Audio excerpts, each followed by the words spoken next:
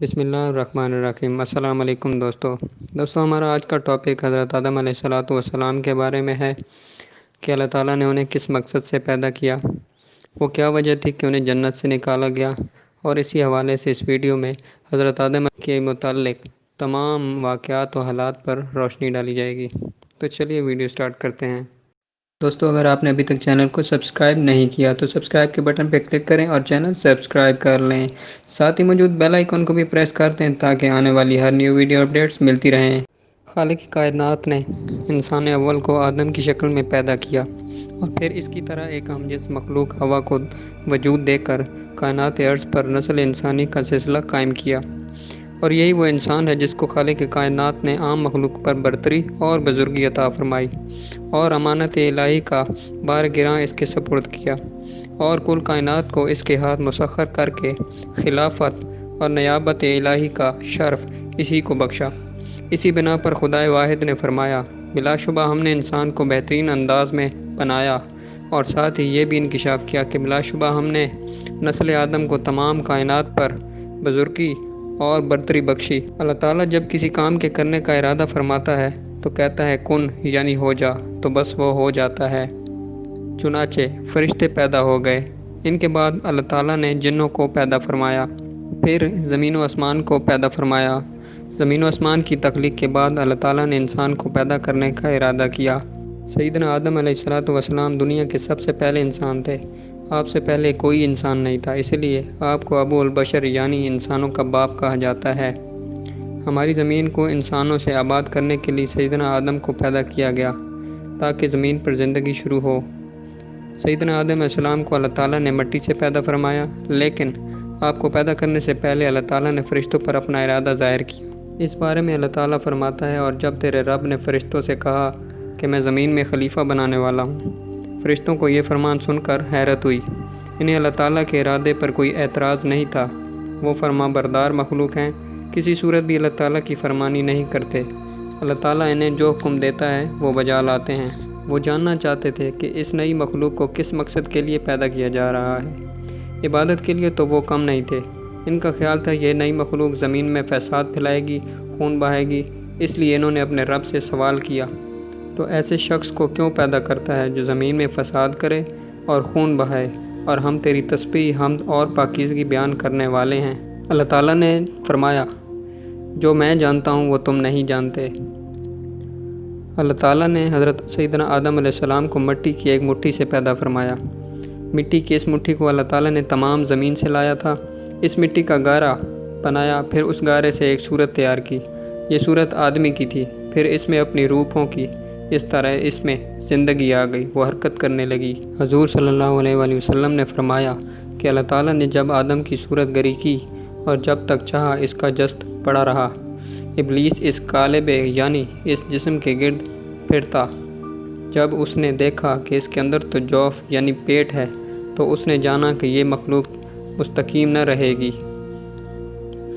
مٹی کی اس مٹھی میں چونکہ زمین کی تمام اقسام کی مٹی شامل تھی، اس لیے دنیا میں جتنے لوگ پیدا ہوئے یا ہوں گے سب مختلف رنگوں اور مختلف مزاجوں کے ہیں۔ جب اللہ تعالیٰ نے سید آدم علیہ السلام کو پیدا کیا اور اس میں روح پھونکا تو انہیں چھینک آ گئی۔ انہوں نے الحمدللہ کہا اور اللہ کے حکم سے اس کی تعریف کی۔ جواب میں اللہ تعالیٰ نے کہا، برحمت اللہ یعنی تیرا رب تجھ پر رحم کرے۔ اللہ تعالیٰ نے ارادہ کیا کہ تخلیق آدم کا مقصد اور فرشتوں پر ان کی فضیلت و برتری واضح کر دی جائے۔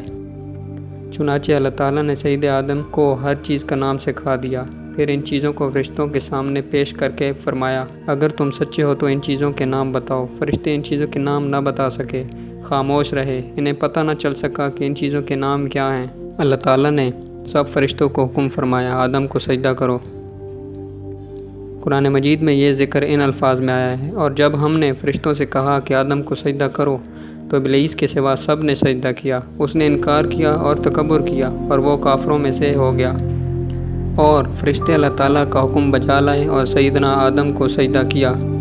یہ سجدہ محض تعظیم کے لیے تھا، ورنہ عبادت والا سجدہ صرف اللہ تعالیٰ ہی کے لیے ہے۔ لیکن ابلیس یعنی شیطان نے سجدہ کرنے سے انکار کر دیا۔ وہ ایک جن تھا، فرشتہ نہیں تھا۔ وہ غرور میں آ گیا، خود کو بڑی چیز سمجھ بیٹھا۔ اللہ تعالیٰ نے اس سے پوچھا، اے ابلیس، تجھے اس کو سجدہ کرنے سے کس چیز نے روکا؟ جسے میں نے اپنے ہاتھوں سے پیدا کیا۔ اس نے کہا میں اس سے بہتر ہوں۔ اس نے مجھے آگ سے پیدا کیا اور اسے مٹی سے بنایا۔ یہ غرور اور تکبر ابلیس کو اللہ تعالیٰ کی نافرمانی کی طرف لے گیا۔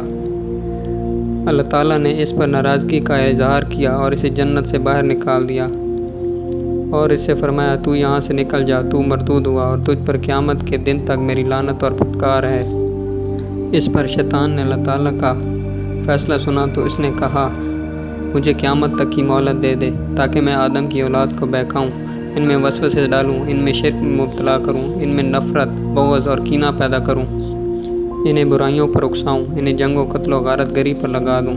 ان میں سے جو میری پیروی کرے گا وہ ضرور یہ سب کام کرے گا۔ تو اللہ تعالیٰ نے اس سے فرمایا تو مہلت والوں میں سے ہے۔ اس طرح ابلیس کو معلوم ہو گیا کہ اب اسے قیامت تک کی مہلت مل گئی، چنانچہ اکڑ کر کہنے لگا اے اللہ میں تیری عزت کی قسم کھا کر کہتا ہوں میں آدم کی اولاد کو اپنے سائے تلے رکھوں گا، ان میں وسوسے ڈالوں گا یہاں تک کہ یہ تیری نافرمانی کریں گے۔ اس کے بعد اللہ تعالیٰ نے سید آدم علیہ السلام کو حکم دیا کہ وہ جنت میں رہیں۔ آپ جنت میں رہنے لگے لیکن تنہائی کی وجہ سے اداسی محسوس ہونے لگی۔ تب اللہ تعالیٰ نے ہوا کو پیدا فرمایا، انہیں سیدنا آدم کی پسلی سے پیدا کیا گیا اور سیدنا آدم سے فرمایا تم اور تمہاری بیوی جنت میں رہو اور جس جگہ سے تم دونوں چاہو اطمینان سے کھاؤ، لیکن بس ایک درخت سے نہ کھانا، اس درخت کے پاس بھی نہ جانا۔ بعض علماء کرام نے خیال ظاہر کیا ہے کہ وہ گندم کا درخت تھا۔ چنانچہ سیدنا آدم علیہ السلام نے اللہ تعالیٰ کے حکم کی تعمیل کی، ان کی زندگی آرام و سکون سے بسر ہونے لگی۔ وہ جنت کے پھل کھاتے، اس کا پانی پیتے، درختوں کے سائے سے لطف اٹھاتے، گھومتے پھرتے اور اللہ تعالیٰ کا شکر ادا کرتے، اس کی تعریف بیان کرتے، اسے سجدہ کرتے، اسی کی تسبیح کرتے اور نعمتوں کی قدر کرتے، اور جس درخت سے انہیں روکا گیا اس کے قریب بھی نہ جاتے۔ ان حالات کو دیکھ کر شیطان کا مارے غصے کے برا حال ہو گیا، آخر وہ رہ نہ سکا۔ ایک دن دونوں کے پاس آیا، ان سے کہنے لگا میں تم دونوں کو دیکھتا ہوں تم آرام و سکون کی زندگی بسر کر رہے ہو۔ دونوں نے کہا ہاں ایسا ہی ہے، اللہ کا شکر ہے اور تمام تعریفیں اللہ ہی کے لیے ہیں۔ اب شیطان نے کہا تب پھر کیوں نہ میں تمہاری رہنمائی کروں، تمہیں اس چیز کے بارے میں بتاؤں، اگر تم نے میری بات مان لی تو تمہاری زندگی اور پر لطف ہو جائے گی۔ انہوں نے پوچھا وہ کیا چیز ہے؟ ابلیس فوراً بولا وہ اس درخت کا پھل ہے، تم کیوں اس کو نہیں کھاتے؟ یہ کہتے ہوئے اس نے اس درخت کی طرف اشارہ کیا جس کو ان کے لیے حرام قرار دیا گیا تھا۔ ابلیس کی بات سن کر انہوں نے کہا اللہ تعالیٰ نے ہمیں حکم دیا ہے ہم اس درخت کا پھل نہ کھائیں، ہم اپنے رب کی نافرمانی نہیں کر سکتے۔ اب شیطان اپنی خباثت پر اتر آیا، اس نے کہا تمہیں معلوم ہے اللہ تعالیٰ نے تمہیں اس درخت کے پھل سے کیوں روکا ہے؟ دونوں بولو ہمیں معلوم نہیں۔ ابلیس نے کہا تمہیں تمہارے رب نے اس درخت کے پھل سے اس لیے روکا ہے کہ کہیں تم فرشتے نہ بن جاؤ اور اس جنت میں ہمیشہ رہنے والے نہ بن جاؤ۔ سیدنا آدم اور حوا نے اب بھی ان کی بات نہ مانی۔ ادھر ابلیس بھی برابر کوشش کرتا رہا، اس نے قسمیں کھا کھا کر کہا میں تم دونوں کا خیر خواہ ہوں، میری بات مان لو تم فائدے میں رہو گے۔ آخر دونوں شیطان کی بات میں آ گئے، اللہ کے حکم کو بھول گئے اور انہوں نے اس درخت کا پھل کھا لیا، اور پہلی بار ہوا سیدنا آدم علیہ السلام اور اماں حوا سے چوک ہو گئی۔ اللہ تعالیٰ نے سیدنا آدم اور حوا کو اس درخت کا پھل کھانے سے منع فرمایا تھا۔ جب تک انہوں نے اس درخت کا پھل نہیں کھایا تھا وہ آرام و سکون کی زندگی بسر کر رہے تھے۔ جنت میں آرام ہی آرام تھا، انہیں معلوم ہی نہیں تھا کہ بھوک کیا چیز ہے، پیاس کسے کہتے ہیں، سردی گرمی کیا ہوتی ہے، ڈر کسے کہتے ہیں، غصہ کیا ہوتا ہے، شرمندگی کسے کہتے ہیں۔ لیکن جو ہی انہوں نے اس درخت کا پھل کھایا ان سب چیزوں کو محسوس کرنے لگے۔ پھل کھاتے ہی ان کے کپڑے اتر گئے، وہ دونوں سخت پریشان ہوئے اور جنت کے پتوں سے اپنے بدن ڈھانپنے لگے۔ تب انہیں سزا کا خوف بھی محسوس ہوا، لہذا اللہ تعالیٰ کی طرف دھیان دیا اور اس کے حضور دعا کی اے اللہ ہم سے بھول ہوئی، تو ہمیں معاف فرما، ہمارے گناہوں کو معاف کر دے۔ اس پر اللہ تعالیٰ نے فرمایا کیا میں نے تم دونوں کو اس درخت سے روکا نہ تھا اور یہ نہ کہا تھا کہ شیطان تم دونوں کا واضح دشمن ہے؟ دونوں نے اللہ کے حضور دعا کی اے ہمارے رب ہم نے اپنی جانوں پر ظلم کیا، اگر تو نے ہمیں معاف نہ کیا اور ہم پر رحم نہ کیا تو واقعی ہم نقصان اٹھانے والوں میں سے ہو جائیں گے۔ اللہ تعالیٰ نے ان کے گناہوں کو معاف کر دیا، البتہ انہیں اور شیطان کو حکم دیا تم یہاں سے اتر جاؤ، تم آپس میں ایک دوسرے کے دشمن ہو۔ اب تمہارے پاس جب کبھی میری طرف سے ہدایت پہنچے تو جو میری ہدایت کی پیروی کرے گا نہ تو وہ بھٹکے گا نہ تکلیف میں پڑے گا۔ پھر اللہ تعالیٰ نے ان دونوں سے فرمایا ابلیس زمین پر بھی تم دونوں کا دشمن ہوگا، جیسا کہ وہ جنت میں تمہارا دشمن تھا۔ زمین پر سیدنا آدم اور حوا کی زندگی جنت سے بالکل مختلف تھی۔ زمین میں آ کر ان کو روزی تلاش کرنا پڑی۔